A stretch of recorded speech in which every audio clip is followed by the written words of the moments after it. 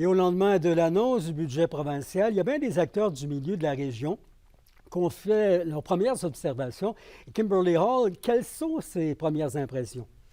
Eh bien, ce qui est évident, Yvon, c'est la déception face au peu de mesures pour s'attaquer à la crise de logement. Donc, c'est l'avis d'Émilise Lessard-Terrien, qui est co-porte-parole de Québec solidaire et qui représente aussi la région dans son parti. Elle a noté qu'il y a seulement 1,5 million de dollars consacrés au logement étudiant, ce qui est nettement pas suffisant selon elle. Il y a aussi le secteur agricole qui a été négligé dans le budget, toujours selon elle. Du côté de la coalition Avenir Québec, Pierre Dufour, député d'Abitibi-Est, est conscient que plusieurs acteurs du milieu sont déçus, mais il est tout de même satisfait des améliorations pour le domaine de la santé et l'éducation. Il n'y a pas de fonds prévus pour l'adaptation au changement climatique avec des montants substantiels. Pour l'agriculture, notamment, là, on parle d'argent neuf de 116 millions sur 5 ans. Ça fait à peu près 23 millions par année. Là. Je veux dire, on ne va pas loin avec ça. Les impacts sont grands. C'est sûr que tout le monde voudrait avoir des sommes d'argent tout partout, mais à un moment donné, il faut cibler. Et comme gouvernement, je pense qu'on a pris la responsabilité de cibler la santé, l'éducation. Les autres domaines, il y a quand même eu de l'argent qui a été mis en disponibilité sur certains enjeux, mais c'est sûr qu'on n'est pas en mesure de tout couvrir. Et Kimberly, vous avez aussi parlé à deux représentantes de syndicats dans la région, en santé et en éducation. On le rappelle, c'était quand même deux priorités, là.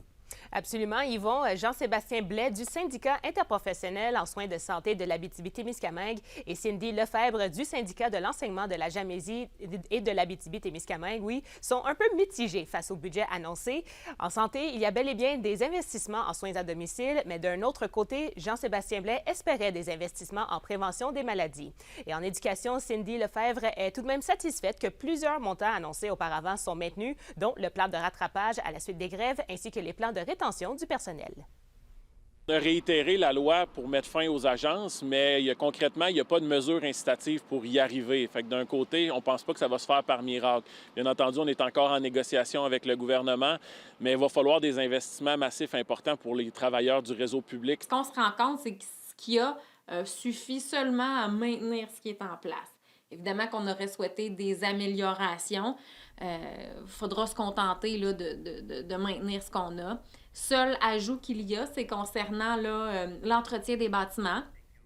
En terminant, Yvon, Pascal Roux, président de l'UPA Abitibi-Témiscamingue, est aussi frustré du peu de contributions dans le domaine agricole. Il sonne l'alarme d'ailleurs depuis 2 ans, étant donné que les entreprises agricoles ont plus de difficultés à subvenir à leurs besoins à cause notamment de la sécheresse et des prix des intrants. Tout à fait. Merci, Kimberly. Au plaisir.